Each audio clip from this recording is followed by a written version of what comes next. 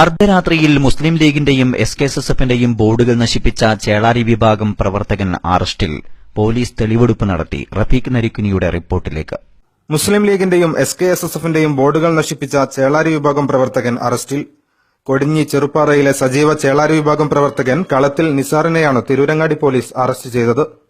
കൊടിഞ്ഞി ചെറുപ്പാറയിലെ SKSSFന്റെ കമാനവും പതാകകളും നശിപ്പിക്കുകയും തൊട്ടടുത്തുള്ള മുസ്ലിം ലീഗിന്റെ കൊടിമരം തകർക്കുകയും ചെയ്ത സംഭവത്തിലാണ് അറസ്റ്റ്. മുസ്ലിം ലീഗിന്റെ കൊടിമരം നശിപ്പിച്ചതായി Muslim League ward secretary PP Abdul Kabeer Tirurangadi പോലീസിൽ പരാതി നൽകി. അതിനിടെ ബോർഡുകൾ നശിപ്പിച്ചത് സുന്നി പ്രവർത്തകരാണെന്ന് പറഞ്ഞ് SKSSF പ്രവർത്തകർ രംഗത്തു വന്നിരുന്നു.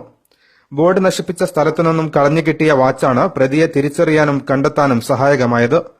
പ്രതിയെ പോലീസ് അറസ്റ്റ് ചെയ്തു. ഇന്നലെ പ്രതിയുമായി സംഭവസ്ഥലത്ത് പോലീസ് തെളിവെടുപ്പ് നടത്തി. സംഭവത്തിൽ മറ്റു ചിലർ കൂടി ഉള്ളതായി പറയപ്പെടുന്നു.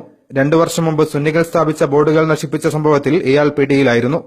സ്വന്തം അണികളെ കൊണ്ട് സ്വന്തം സംഘടനയുടെ ബോർഡുകൾ നശിപ്പിച്ച് സുന്നി പ്രവർത്തകരുടെ ചുമലിൽ കുറ്റം ചുമത്താനുള്ള ചേളാരി വിഭാഗക്കാരുടെ കുതന്ത്രമാണ് ഇവിടെ വെളിച്ചത്തായത്. Rafeeq Narikkuni, KMIC news, Malappuram.